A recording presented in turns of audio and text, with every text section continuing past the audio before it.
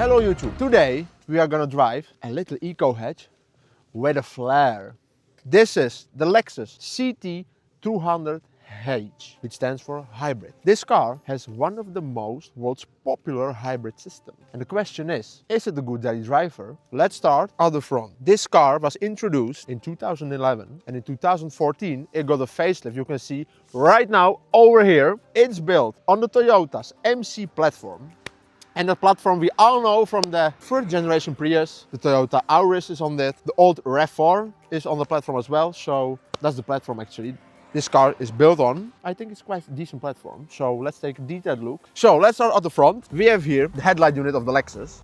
Halogen blinker, bike xenon main light unit, and halogen high beam, LED daytime running light, and halogen fog light. So you have all light technologies in one unit, which is quite incredible, I have to say.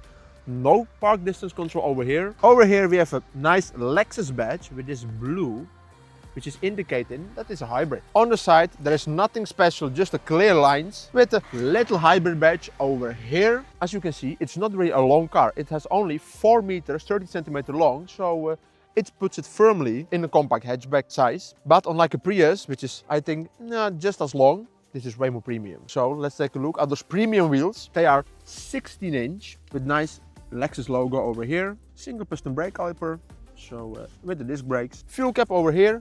You need to press the button to open it. And at the back we have Lexus. Over here LED with halogen blinker and halogen rear lights. Again, nice Lexus badge with a blue on it. CT200h, and H stands for hybrid. Alright, we have to first talk about this. We are driving a Lexus and testing a Lexus, but no hood struts. We have to prop the hood. This is a 1.8 liter 4-cylinder naturally aspirated engine known as a 2ZR FXC, really legendary one. It has port injection only, something which is really special about this, and not a lot of people know that. But this thing has only single VVTi. And now everybody's gonna search and gonna Google 2ZR. It has dual VVTi, yes, but that's a 2ZR FE and not the FXC, so there you have it. This runs actually on Atkinson cycle, which means it's actually built only for efficiency, not for power.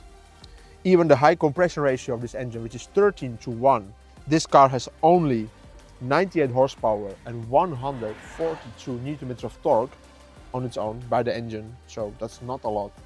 But luckily, this is a hybrid from a Toyota, so engine is lucky not on its own. Over here you can see a converter inverter assembly. Engine is coupled to the P410 transmission ECVT.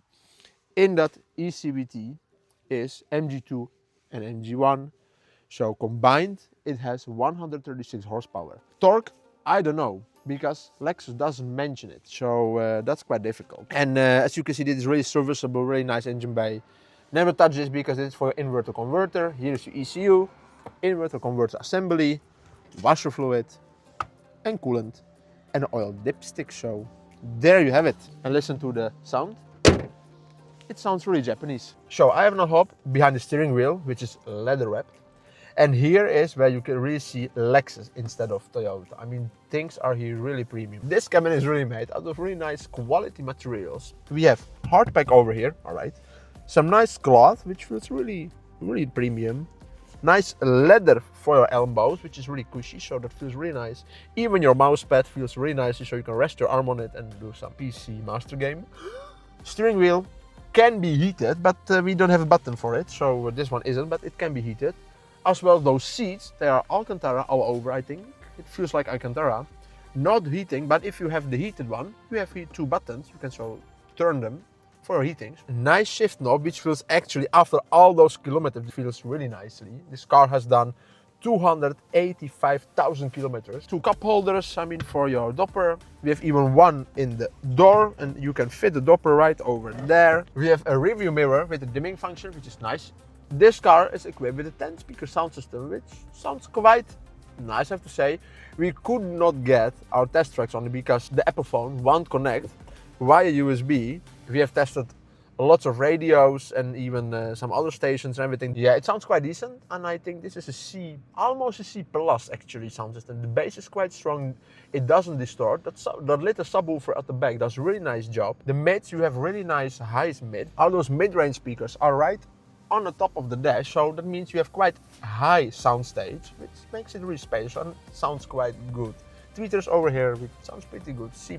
I think the Mark Levinson will even bump it up, but you have to go really search deeply to find one with the Mark Levinson. And how do you know you have it? Over here, you have a little logo of Mark Levinson. And then you know you have the Mark Levinson system, and you get additional speakers in the C-pillars. All right, I have now hopped in the back seat, and I'm sitting behind myself. And as you can see, there isn't a lot of knee space. My knees are touching. My head has some space, but you know, I don't have hair, so if you have a haircut, that will maybe brush this. We don't have any cup holders over here. We don't even have an armrest, but we have really comfortable seats. The window goes all the way down, so you can wave to your grandma like this. All right, this is the trunk. And the first thing you can see is this cute little subwoofer, which packs actually quite a nice punch, I have to say that. Trunk space, not a lot. You have some hooks to tie down your stuff. The cargo cover is like this, which I really like. I mean, it's same one like on my Toyota, but this one has really nice stitching. On the Toyota, it doesn't have one, so. And something really nice, the hybrid battery is below the rear bench, so it doesn't really eat up into your trunk space, so that's nice. Let's take it now for a quick spin. Nice power button over here. Everything comes to life. The screen even unfolds with a nice Lexus logo on it. All right, we have this really nice, elegant gear lever. You can put it into drive like this and roll away. And this car is all about smoothness and nothing else. Even the blinker feels quite smooth, I have to say, after all those years. And let's bring it up some speed. You can now really hear the ECVT whining, but that's just the life of ECVT. Let's talk about the NVH of this car, because it's a Lexus. Those side view mirrors are really nicely designed. And I have to say the NVH of this car is really nice. I mean, we don't have laminated glass or something like it, but it feels really good. What feels really good as well are those buttons right over here. I mean, these are great. This climate panel, I really love it. Bring all those buttons back, because this gives me a really nice feeling. Like even this mouse button, it feels incredible smooth. This engine drives, I have to say, really nicely. It doesn't make some loud sounds, but if you push it like this, you can hear it immediately, but because it's ECVT, what I already said.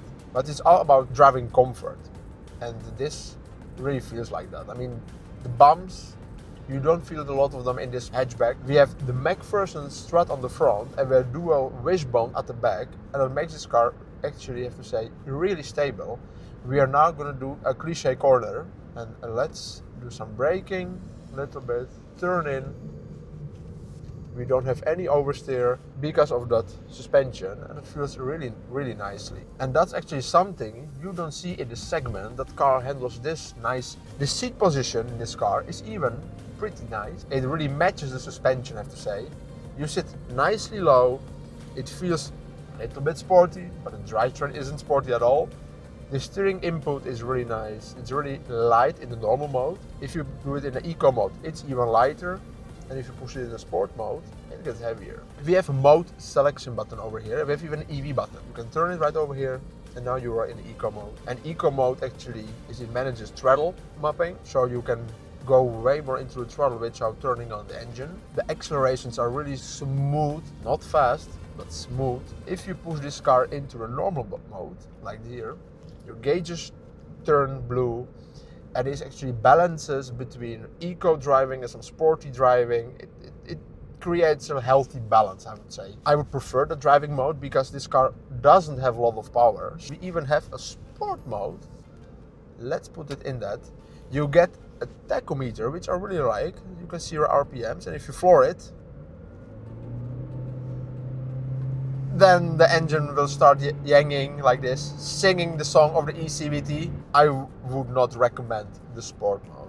And we even have a B mode, and we are now going downhill. And if you go into B mode, you get more regenerative braking, and you will charge up your battery. Even the weight of this car, it weighs almost 1.4 tons. Quite light for a hybrid, I have to say that. So it makes it quite nimble, but actually in the city, that is where this car is really nimble, I have to say.